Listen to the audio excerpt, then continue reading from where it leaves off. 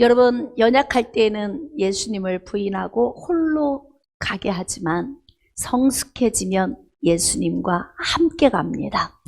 여러분은 어떻습니까? 지금 예수님이 여러분을 멀리 뒤에 놓고 홀로 가십니까? 아니면 여러분이 막 달려가서 예수님과 함께 걸어가십니까? 오늘 말씀을 통해서 우리 자신의 신앙을 한번 점검하고 어떻게 하면 예수님이 홀로 가지 않고 내가 예수님과 함께 갈 수 있는지 말씀을 통해서 함께 은혜를 나누도록 하겠습니다. 여러분, 오늘은 사순절 5번째 말씀입니다. 예수님께서 이 땅에 오신 후 30세가 되던 해부터 공생의 사역을 시작하셨습니다. 3년 반 동안 공생의 사역을 거의 마치고 이제 예수님이 십자가를 지실 날이 가까워 오고 있습니다. 이제 코앞에 십자가를 지실 일이 가까이 온 이 상황에서 예수님과 예수님의 제자들 사이에서 일어난 한 사건이 마태복음 26장에 기록되어 있습니다.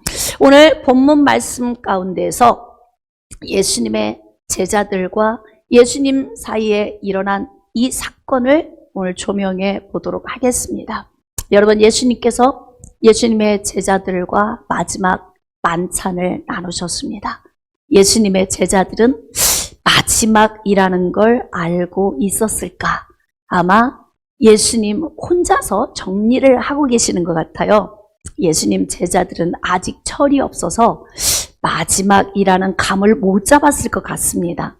예수님이 마지막 만찬을 제자들과 함께 나누신 후에 제자들에게 말씀을 주십니다. 그런데 이 말씀이 여상치 않습니다. 평범하지 않은 말을 할 때에는 귀담아 듣고 정신을 차려야 합니다. 대부분 사람들이 극단적 선택을 할 때에는 뭔가 좀 조시가 보인다고 하잖아요. 가족들이 눈치를 챘다면 이 가족은 가족 애가 충만한 것이고, 가족 애가 없다면 벌써 뭔가 좀 사인을 줬는데도 몰라. 그래서 나중에 싸늘한 시신을 만나게 되는 그런 문제가 발생이 되죠. 벌써 뭔가 예수님께서 예수님의 제자들에게 어떤 사인을 주실 때에는 앞으로 뭔가 문제가 발생된다, 이런 의미가 있어요. 그러니까 이럴 때에는 정신을 바짝 차리고 말씀을 잘 귀담아 들어야 하는 거예요. 마지막 만찬을 마치시고 예수님이 말씀을 주시는데, 중요한 것은 우리 인간들은 내일을 알지 못한다는 것입니다. 지금 당장 이 시간 이후에 무슨 일이 일어날지 몰라요. 그런데 예수님께서 이 시간 이후에 일어날 일에 대해서 말씀을 주십니다. 마태복음 26장 31절, 그때에 예수께서 제자들에게 이르시되 오늘 밤에 너희가 다 나를 버리리라. 평범한 말씀은 아니에요. 그쵸? 이런 얘기는 인생에 한 번 정도 이렇게 들을 수 있는 이야기였으면 좋겠다. 매번 이런 말을 들으면 심각합니다. 오늘도 눈 떴는데 오늘도 네가 나를 버릴 거야? 그러면 심각해요? 내일도 눈을 떴는데 너 오늘도 버릴 거야? 계속 인생 내내 내가 사는 날 동안에 예수님이 내게 음성 주시는데 너 오늘도 나 버릴 거지? 내가 안다. 너 내일도 버릴 거야? 넌 아마 죽는 날까지 나를 버릴 거야. 단 내가 안 버려서 네가 사는 거야. 뭐 이런 말씀을 주실 수도 있어요. 근데 지금 오늘 밤에 너희들이 다 나를 버리리라 이렇게 말씀하세요. 십자가를 지셔야 하는 큰 문제를 앞에 두고 예수님이 예수님의 제자들에게 나 혼자 가게 된다. 너희들이 내 곁을 다 떠날 거야. 이렇게 말씀을 주시면 이때 영적으로 빨리 깨닫고 우리에게 시험이 오겠구나. 깨어 있어야 되겠구나. 정신 차려야 되겠구나. 예수님의 말씀을 귀담아 듣고 마음에 새겨야 되겠구나. 이렇게 마음을 먹고 정신을 바짝 차려야 되는 거예요. 내가 목자를 치리니 양의 떼가 흩어지리라. 예언된 말씀이 있다. 그러니까 조심해라. 신경 써야 돼. 정신 바짝 차려라. 이렇게 예수님이 지금 말씀을 주시는 거예요. 베드로도 내일의 나를 알지 못해요. 여러분은 어떻습니까? 여러분도 여러분의 내일을 알지 못하죠. 네. 자, 그러니까 어떻게 하느냐? 장담할 수 있는 거예요. 내일의 나를 모르니까 장담할 수 있는 것입니다. 목사님, 제가 열심히, 목사님 옆에서 그냥 죽도록 열심히 충성, 헌신하겠습니다. 그리고 며칠 지나면 안 보여. 그런 사람이 있을 수도 있어요. 베드로가 지금 뭐라고 고백하냐면 26장 33절에 베드로가 대답하여 이르되 모두 주를 버릴지라도 나는 결코 버리지 않겠나이다. 이거 계속 가야 좋아요.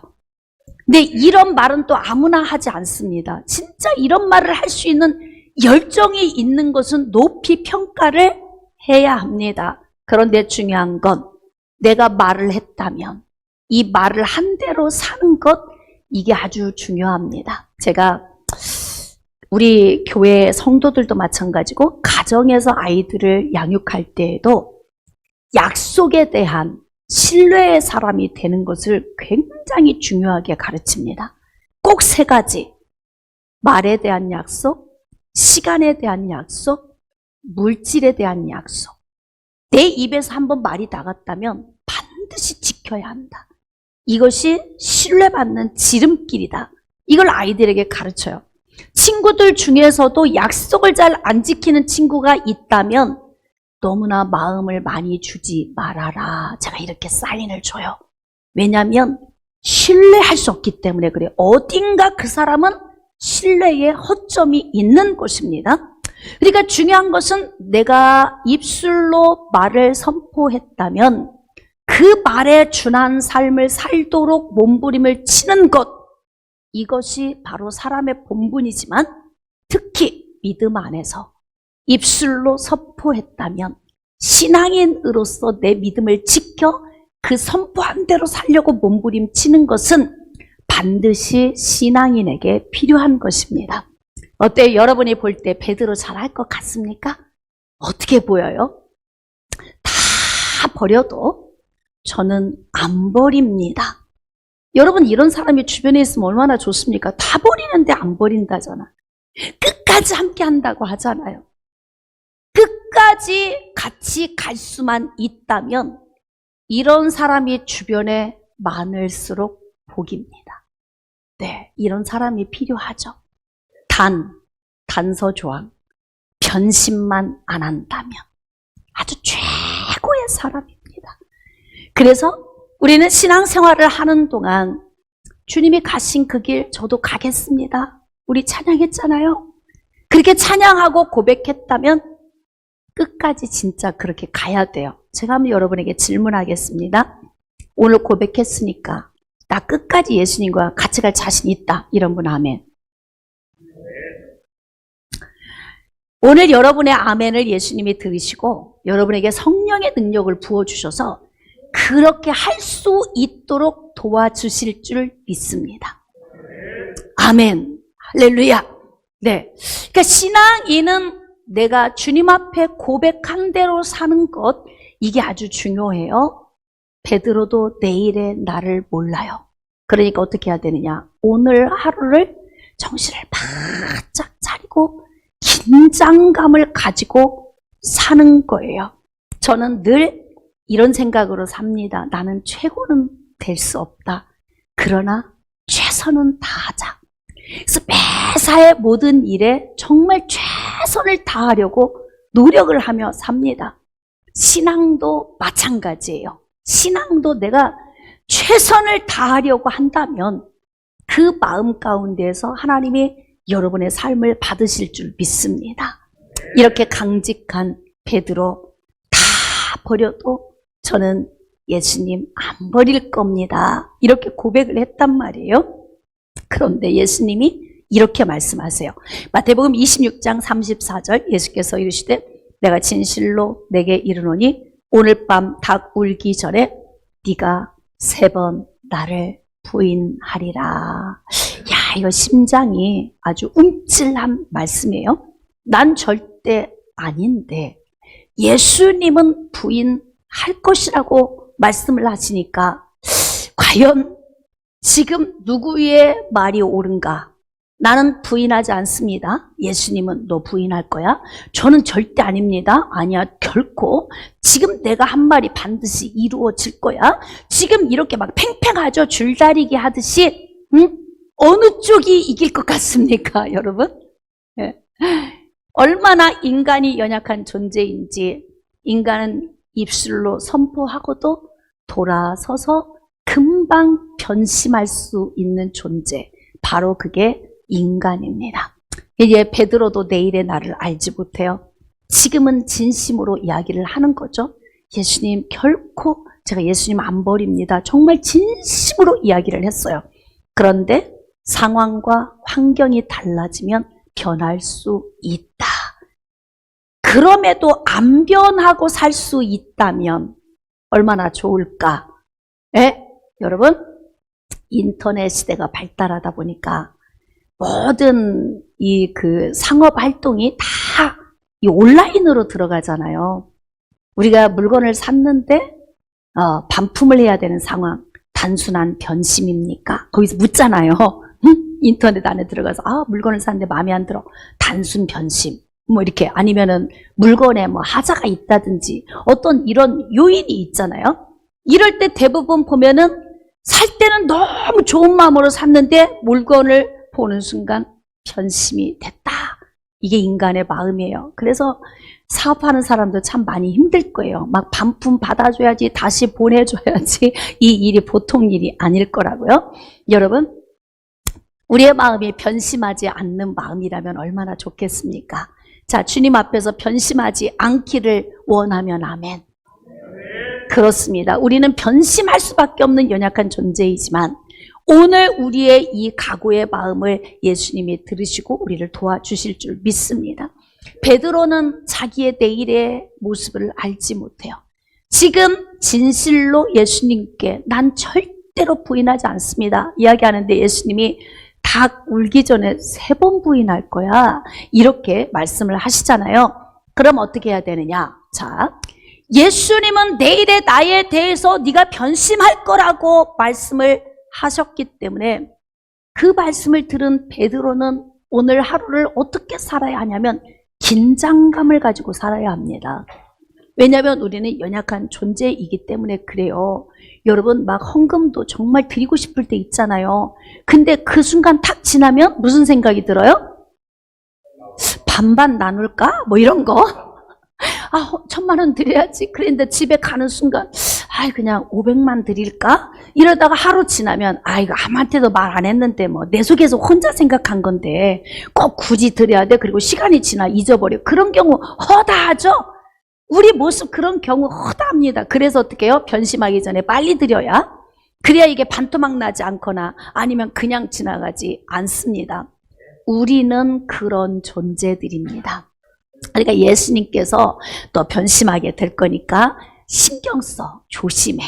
지금 앞으로 네 자신 스스로를 잘 다스려야 해. 미리 예고해 주시는 거잖아요. 그러면 진짜 정신 바짝 차리고 깨어 있어야 됩니다. 이제 내가 죽을지라도 예수님 부인하지 않겠습니다. 이렇게 이야기하니까 옆에서 제자들도 그러는 거예요. 저도요. 베드로처럼 우리도 그렇습니다. 절대 부인하지 않습니다. 분위기 괜찮잖아요. 지금 전체적인 분위기가 뜨겁습니다.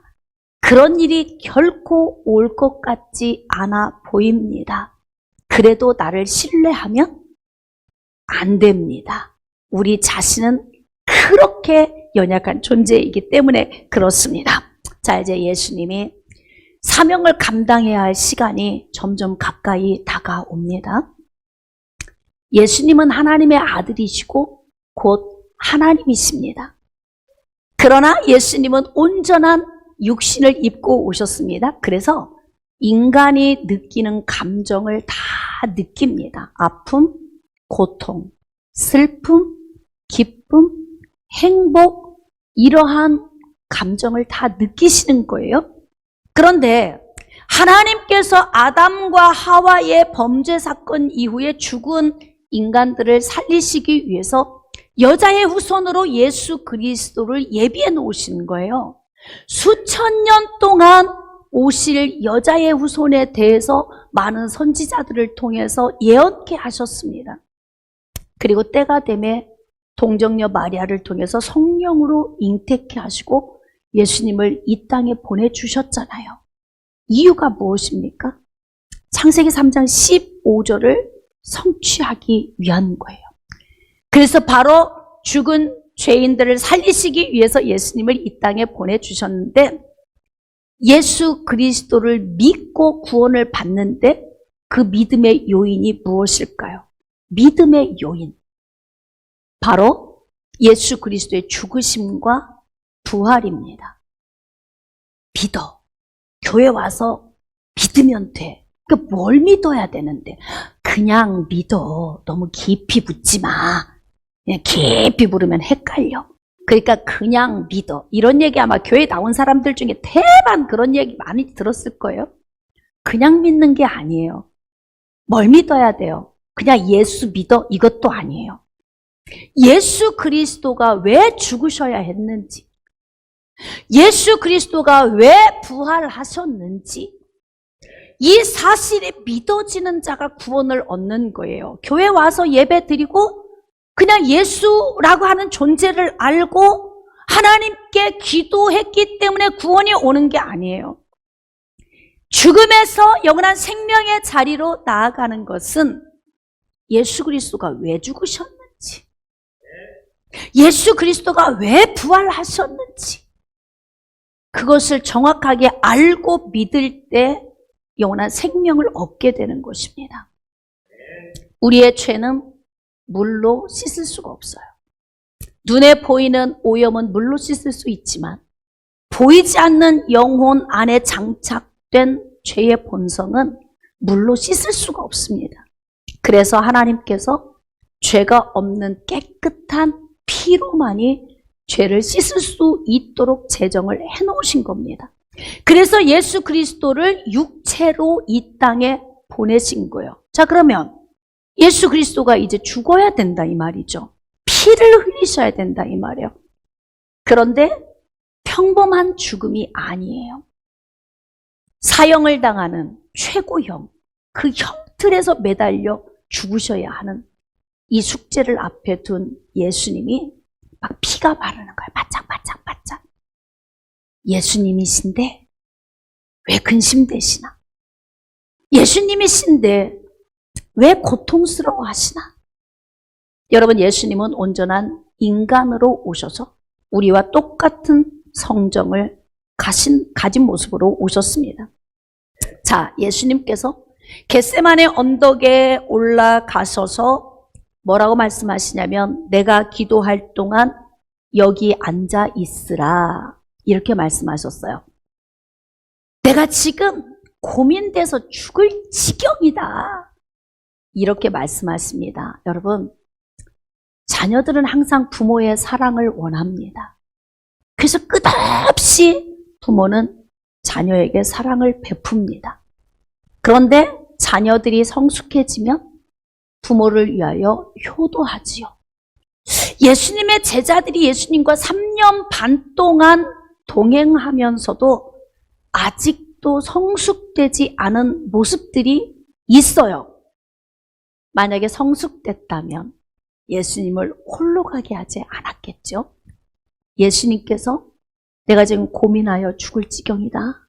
나 지금 피가 바짝바짝 마른다.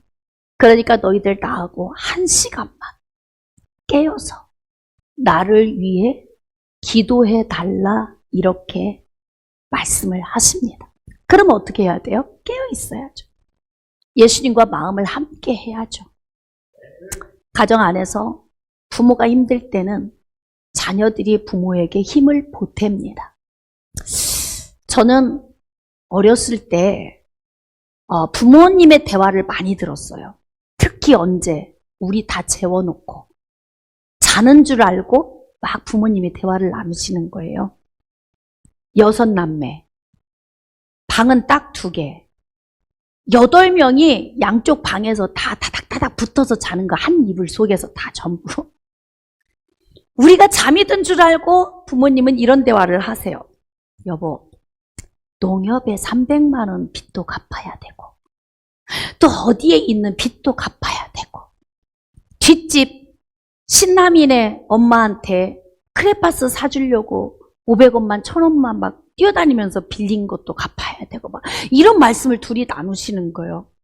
근데 잠이 들지 않은 상태에서 그 말을 제가 다 들어요. 다른 형제는 잘 모르겠어요. 저는 부모님이 나눈 대화를 다 들었어요. 그래서 학교를 갈 때마다 4km씩 걷고 다시 버스를 타고 가야 되는데 거기까지 또 걸었어요. 돈을 달라고 할 수가 없었어요. 우리 학교 다닐 때는 매점에서 고구마 과자가 제일 맛있는 과자였어요. 그리고 돈이 좀 있는 아이들은요, 국수를 사서 먹었고요. 조금 더 돈이 많은 애들은 라면을 사서 먹었어요.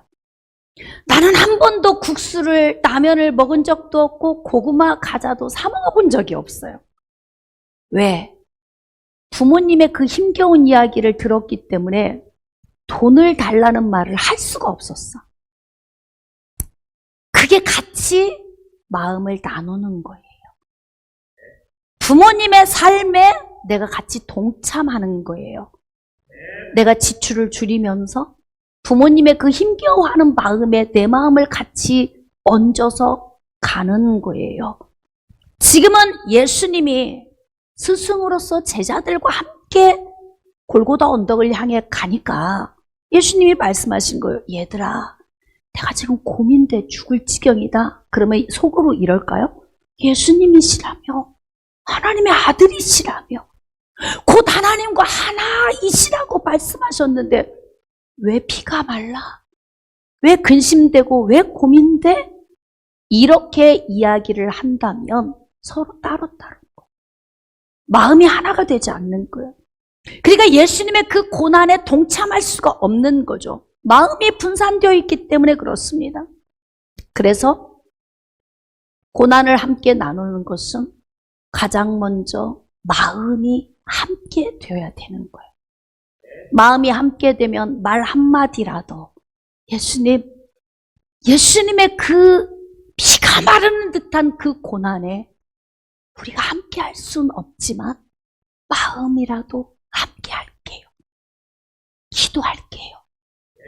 왜냐하면 예수님은 예수님의 제자들에게 여러 차례 말씀하셨어요. 내가 많이 고난받고 대제사장, 서기관, 장로들에게 많이 고난받고 내가 죽임을 당한 후에 내가 사흘 만에 살아나리라. 이 말씀을 종종 하셨거든요. 부모의 이야기만 들어도 어린 자식이 하물며 부모의 마음에 동참하려고 몸부림치기도 하는데 예수님의 제자로 부름받아 3년 반을 훈련받은 예수님의 제자들이 내가 지금 피가 마른다. 내가 지금 고민된다. 내가 지금 죽을 것 같다. 1시간만 깨어서 나와 함께 해다오. 이렇게 말씀을 하신다면 여러분은 어떻게 하시고 싶습니까? 나라면. 내일의 나를 모르는 베드로는 예수님, 전 절대 부인하지 않습니다. 다른 사람은 다 예수님을 버리고 달아나도 저는 절대로 그런 일 없을 것입니다. 그렇게 말을 했다면 마음을 함께 나눠야 합니다. 예수님이 땀방울이 땅에 떨어지는 핏방울처럼 보이는 그러한 고뇌의 시간을 지내면서 기도하실 때 제자들도 함께 기도해야 돼요. 아픔을 함께 나누는 거 굉장히 중요합니다. 여러분, 사랑받을 때 좋잖아요. 관심받고 사랑받고 누군가가 나를 품어주고 할 때 좋잖아요. 그러면 여러분을 품어주는 그 존재는 또 어떨까? 어떻게 생각하세요? 에? 또 품어줘야 사랑을 받아야 또 사랑을 줄 거 아니에요. 그쵸? 부모도 때로는 자식의 사랑이 필요하다.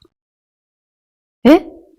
어른이니까, 부모니까 늘 자녀들을 사랑해줘야 돼. 이게 아니고, 자녀들도 부모를 품고 안아줄 수 있어야 돼. 네? 제가 일부 예배 때도 말씀드렸어요. 저는 늘 퍼줘야 되는 위치에 있잖아요. 성도들은 늘 그래요. 목사님이니까 사랑을 줘야 돼요. 목사님이니까 기도해줘야 돼요. 목사님이니까 뭐 앞서가서. 이게 앞서가는 주의 종 입장에서요, 굉장히 지치는 일입니다.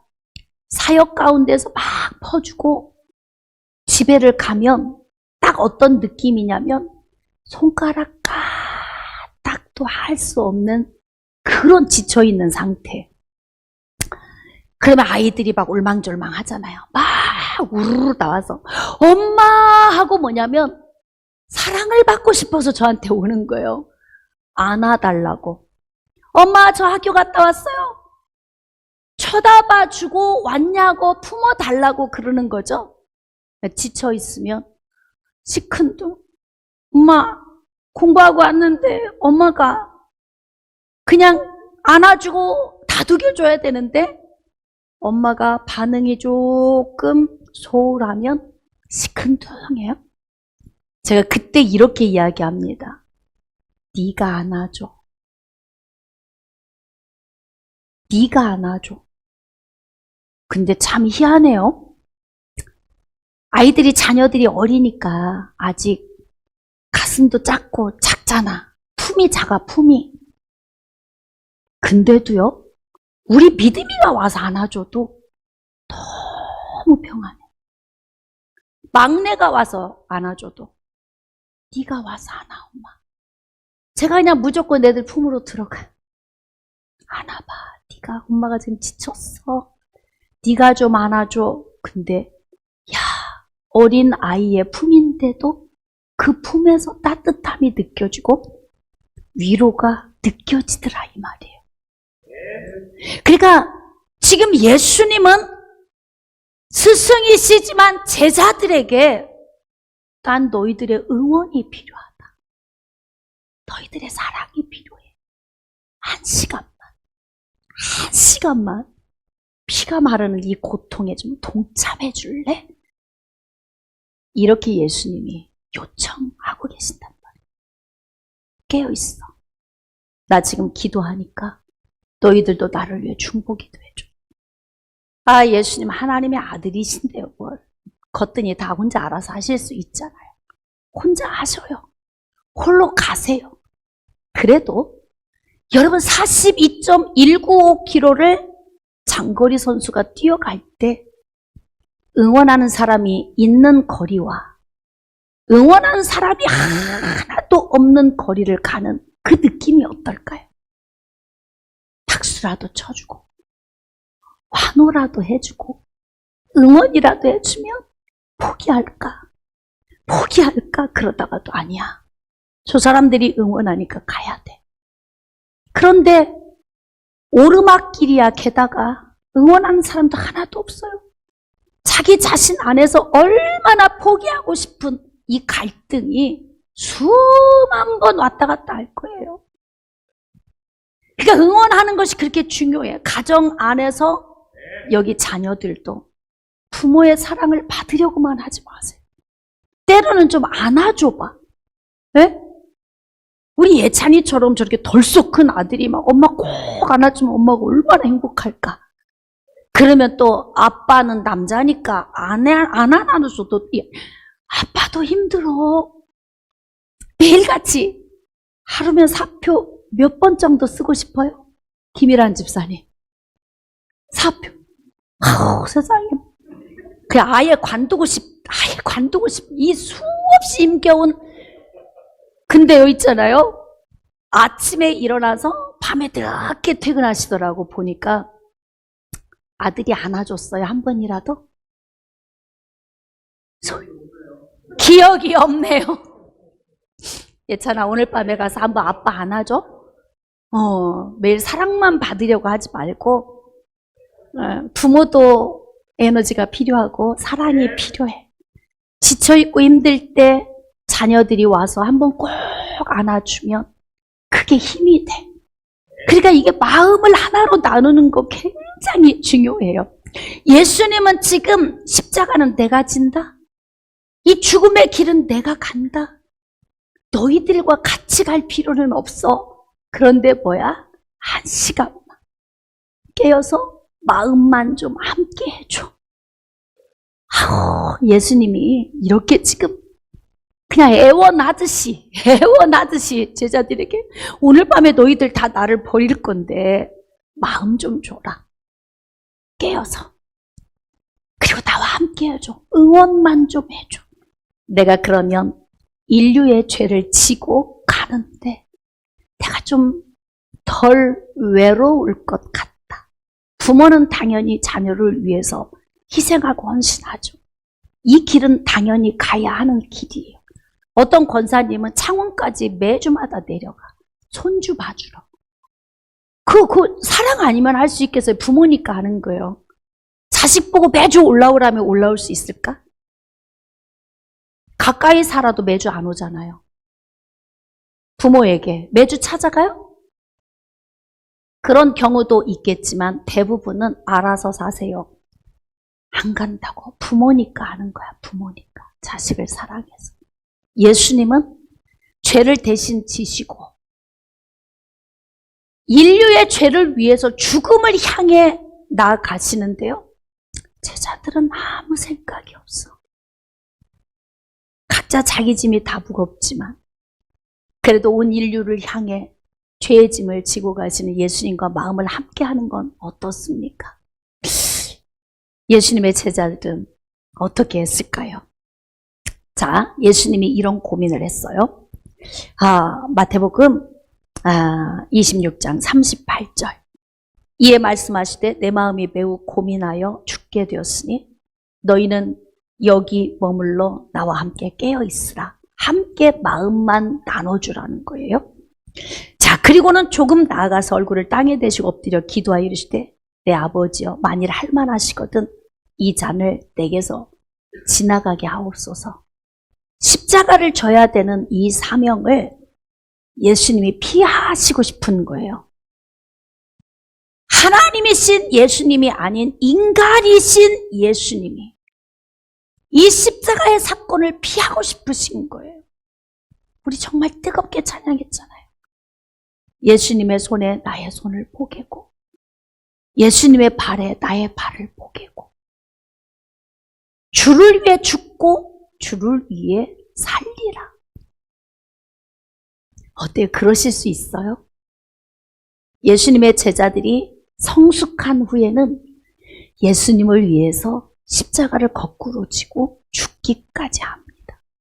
그러니까 성숙과 미성숙의 차이는 별거 아닌 것 같은데 그렇지 않아요.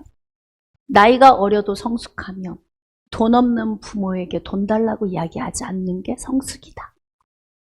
나이를 먹었어도 미성숙하면 돈이 없어 전전긍긍하는 부모에게 손을 내민다. 그 차이예요.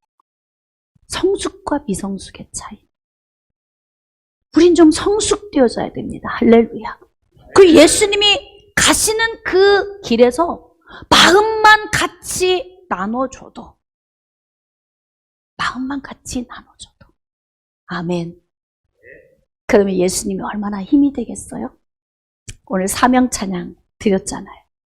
예수님 홀로 가신 그 길 나도 따라가오. 주님이 홀로 가신 그 길 나도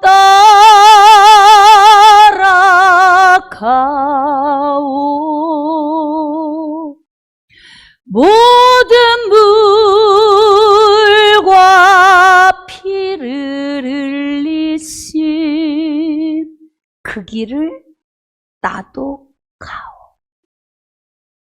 그러려면 성숙해져야 돼.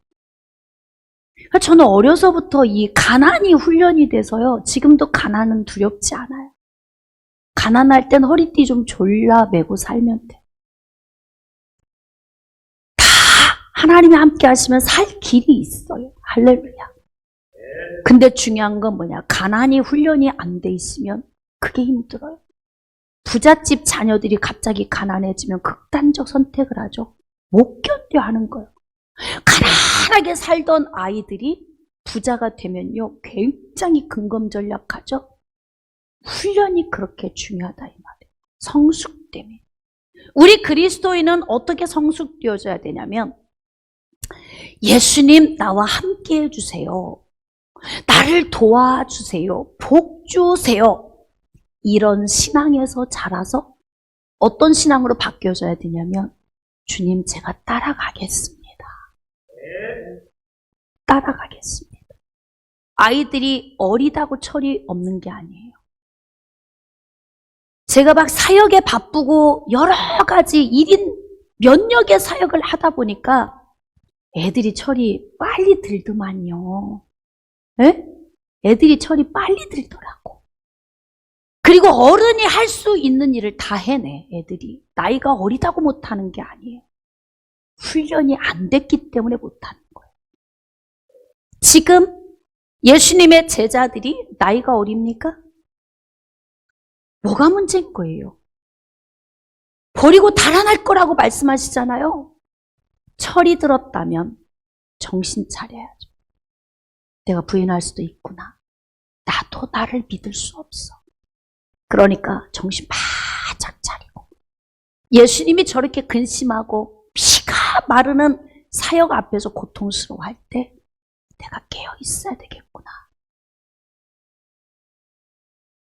제가 학교 다닐 때 시절에는요, 이 아이들이 만나면 빵집에서, 지금 베이커리 비싸잖아요. 맘모스빵, 그때 여럿이 모여서 그거 하나 사서 잘라서 먹으면 여럿이 가도, 그 기억 있죠, 여러분들도? 그래서 나는 친구들을 만나는 걸 많이 만나지 않았어요. 왜냐하면 돈을 써야 되니까. 돈을 써야 되니까. 빵집에 가면 돈을 같이 걷어서 빵을 먹어야 되잖아요. 안 가. 그리고 나 집에 가야 돼, 바빠. 그리고 가. 부모는 비록 그렇게 살아온 저의 삶을 다 일일이 알 수는 없지만 나는 부모의 삶에 동참하는 마음으로 삶을 살았어요. 그게 자녀된 삶, 제자된 삶, 마음을 나누는 거. 아주 중요합니다. 예수님은 지금 제가 이거 안 지면 안 될까요, 아버지? 이거 좀 지나가게 하시면 안 돼요? 그러나 하나님의 계획이시라면 제가 순종하겠습니다. 이렇게 막 땀을 흘리고 기도하고 있는데요. 와서 보니까 제자들이 어떻게 하고 있어요? 자고 있어. 무관심. 무관심. 진짜 여러분, 이 무관심은 참 고독하고 힘든 거예요. 서로 관심을 좀 가집시다. 아멘.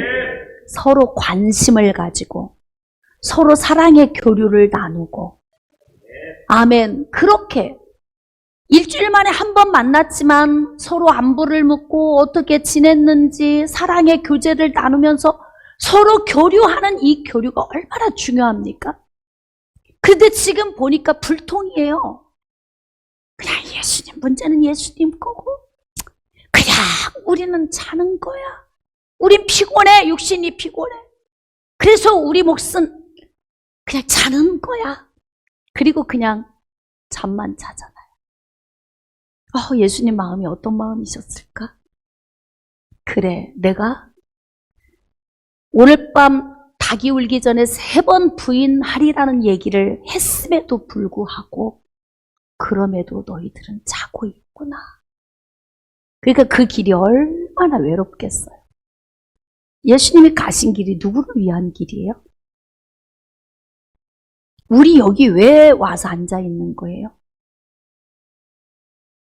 다른 사람은 지금 벚꽃 구경하러 가고 막 김밥 싸가지고 다 놀러 가는데 우린 아침부터 일찍 준비하고 왜 지금 이 성전에 나와서, 그리고 지금 비대면 가운데 영상 앞에서 우리가 지금 왜 예배를 드리고 있는 거예요?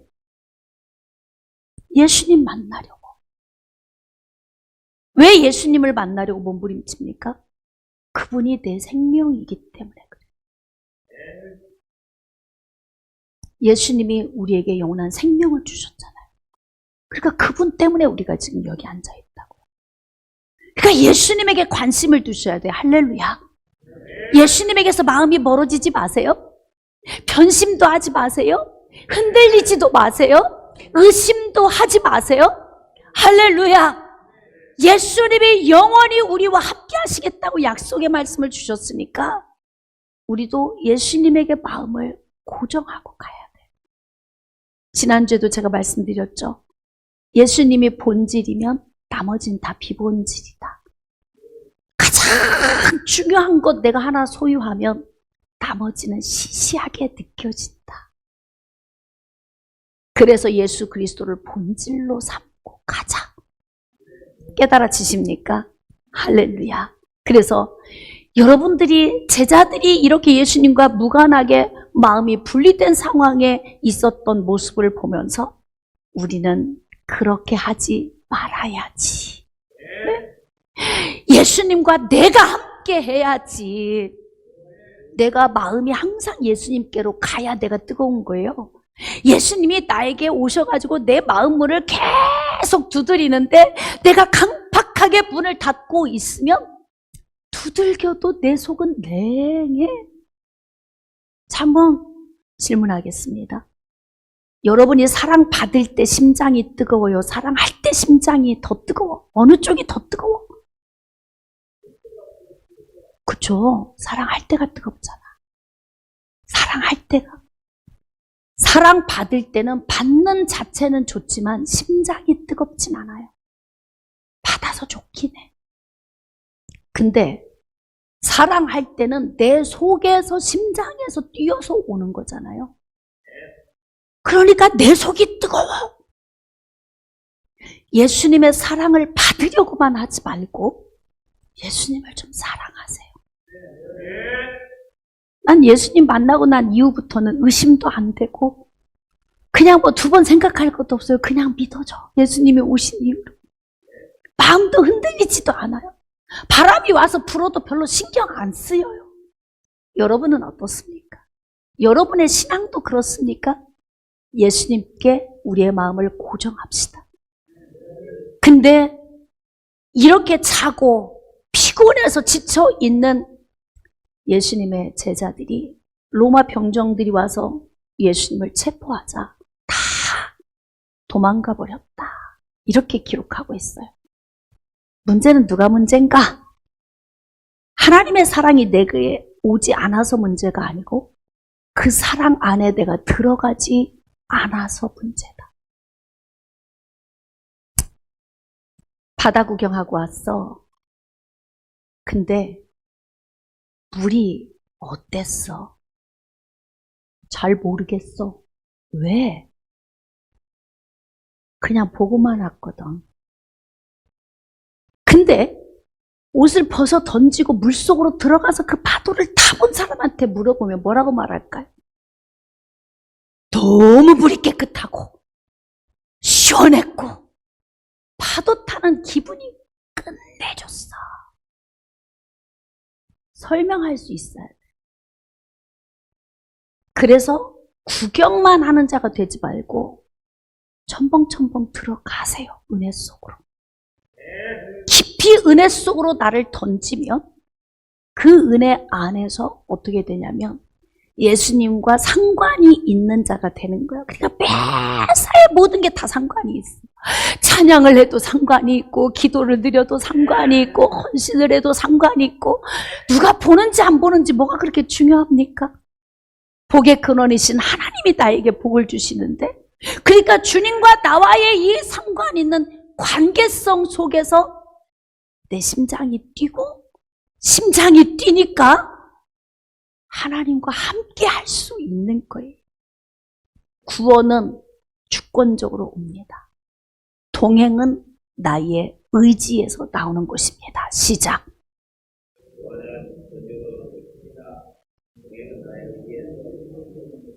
그럼요. 구원받았다고 다 행복해요? 구원받았다고 다 복 안에 삽니까? 구원받았다고 다 에너지가 넘칩니까? 아니에요. 누가 행복해요? 누가 에너지가 넘치고? 누가 활력 있는 삶을 살아요? 어떤 사람이? 그거예요. 할렐루야. 예수님 홀로 가게 하지 마세요. 여러분이 달려가서 예수님과 함께 하세요. 그러면 여러분 안에 생명이 넘치게 돼 있어요. 그냥 구원은 주권적으로 주시지만 삶 속에서 에너지 있는 삶을 살고 활력 있는 삶을 살려면 여러분이 달려 나가야 됩니다. 어떻습니까? 예수님 홀로 가게 하실 겁니까? 여러분이 뛰쳐나가 팔짱 끼실 겁니까? 할렐루야! 예수님 팔짱 끼고 함께 하세요. 그러면 우리의 심장이 뜨거워지고 예수님 때문에 행복해집니다. 그러면 은혜를 유지할 수 있습니다. 그래서 활력이 넘치는 삶을 살 수 있습니다. 말씀을 좀 정리하도록 하겠습니다. 여러분, 예수님 홀로 가게 하지 마세요. 예수님의 제자들은 미성숙해서 예수님 홀로 가게 하셨어요. 근데 성숙해진 다음에는 예수님을 위하여 목숨도 바치는 자가 됐습니다. 성숙하게 되는 비결은 무엇일까요? 내가 예수님께 달려나아가서 예수님과 함께 하는 겁니다. 그럼 우리 인생을 바쳐 예수님을 위하여 죽기까지 충성할 수 있는 그런 믿음의 사람이 될 수 있는 것입니다. 저는 여러분들이 예수님과 동행하면서 예수님 나라를 위해서 헌신, 봉사, 충성하는 그런 은혜가 있으시기를 주님의 이름으로 축복합니다.